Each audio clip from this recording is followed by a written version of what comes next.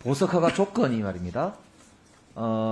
증거인멸하지 않겠다는 서약서를 제출해야 되고, 주거를 남양주시 화도읍으로 제한하고, 그다음에 뭐 이런 저런 증거인멸을 하지 않기 위해 사람을 접촉하거나 하지 말아야 되고, 이걸 위반하면 보석 취소와 동시에 3억 원의 보증금을 몰취하고 뭐 이런 20일간의 감치 등의 조치를 한다고 이렇게 되어 있더라고요.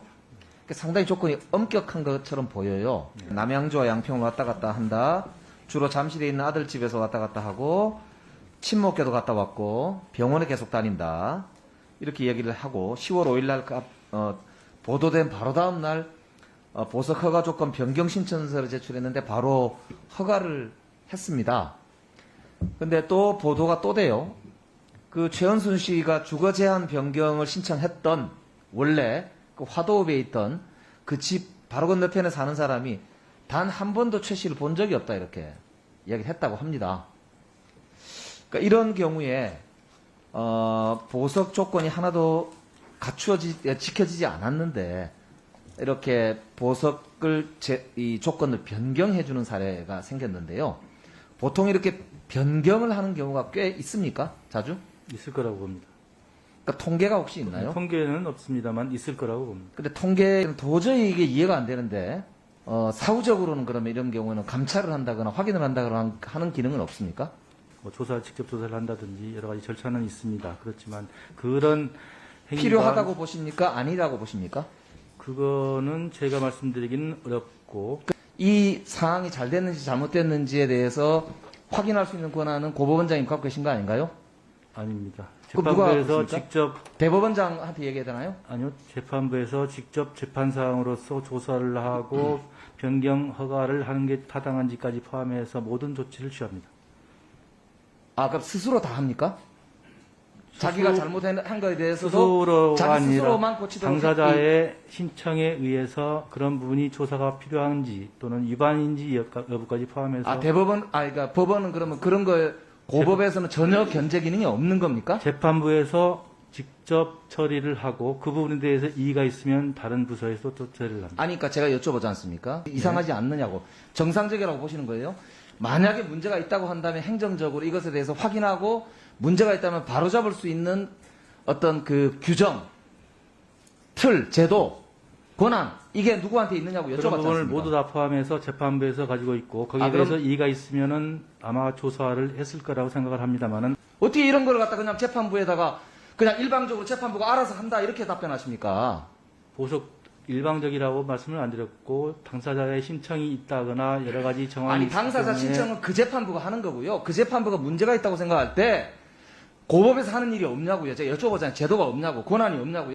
조건을 포함해서 그 사건의 처리는 재판부에서 기본적으로 처리를 할 것이고 그게 그 범위를 넘어간 경우에만 다른 행정적인 부분이라든지 이런 게 관여하게 됩니다. 그러니까 재판은 재판이고요.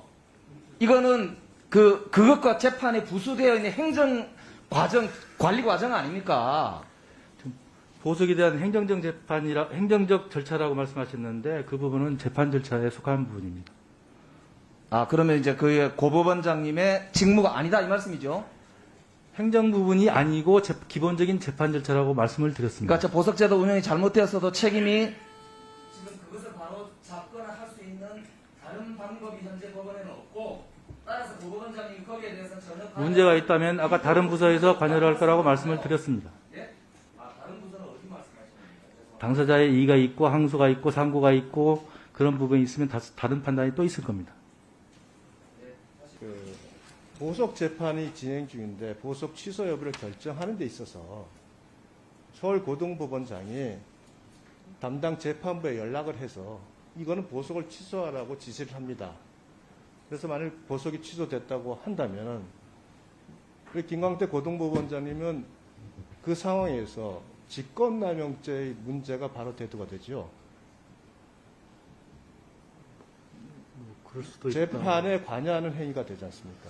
그럴 수도 예. 간단히 설명을 해주시면 될 텐데 답변을 굉장히 어렵게 하셔가지고 제가 대신 그 답변을 좀 그런 말씀을 제명을 거론하기에 앞서 네. 행정적인 책임자로서 책임이 있다는 말씀을 드렸을 뿐입니다. 뭐 제가 뭐 다른 의도로 말씀드린 건 아니고 그렇다고 해서 또 아까 위원님께서 말씀하시는 뭐 무슨 죄 이런 것까지 나가기는 좀 그 부분도 아니, 좀 적절하지 않은 것 같습니다.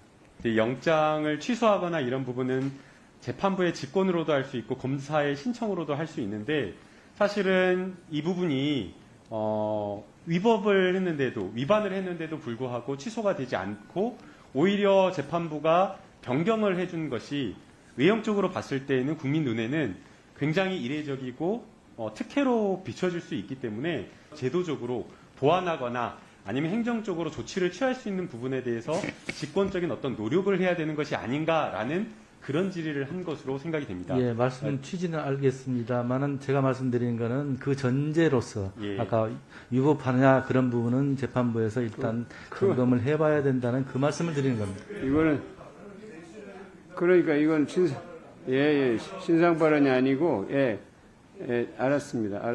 자, 자, 네. 자, 그러니까 재판에 관련한 거를 법원장님한테 이렇게 하라 저렇게 하라고 말씀드렸던 건 아니지 않습니까? 네, 약간 그렇게 이해하고 있습니다. 사실 국민적 시각에서 보면은 아까 제가 무전유죄 이런 이야기나 권력 있는 사람이나 빽 있는 사람은 어떤 경우도 되는구나 이런 인식이 사실은 사법신뢰의 가장 큰 문제고 아까 제도적으로 혹은 규정상에 혹은 정안되면 어떤 뭐 공론이라 하더라도 전 네, 논의가 그런 필요하다 부분에 이런 무거운 취지에서 책임감을 여쭤본 두고 있습니다. 거였거든요. 그래서 그때 느꼈던 어떤 의사소통의 어려움과 지금 원장님들과 느끼는 의사소통의 어려움은 약간 제 입장에서는 좀 층위의 차이가 있습니다. 그러니까 검찰은 뭔가를 좀 감추고 변명하기 위해서 자꾸 못 알아듣는 척 한다고 느끼는 면이 있다면 원장님들과의 말씀 속에서는 쉽게 알아들으실 수 있는 말씀인데도 왜 저렇게 못 알아들으실까 하는 지점들이 분명히 있었습니다. 이게 당사자 입장에서는 사법부에 대한 신뢰와도 연결될 수 있는 지점입니다. 법정에 가서 법관을 하는 일처럼 생각하고 그 결정과 처분을 기다리고 있는 당사자들은 그 말씀 한마디 한마디를 너무나 귀에 새겨서 듣고 자신의 말씀이 얼마나 전달되고 있는지에 대해서 굉장히 불안해합니다. 법관의 심기를 거스르면 행여나 나에게 불이익이 올까봐 노심초사합니다. 그런데 법관들은 과연 국민의 심기를 거스르게 되면 우리는 어떻게 될 것인가? 우리는 국민의 심기를 거스리고 당사자의 심기를 거슬러서 어떤 불이익을 받게 될 것인가에 대해서 과연 그만큼 성찰하고 고민하셨는지 한번 되돌아보셨으면 좋겠습니다. 과거에 있었던 일종의 패습이지요.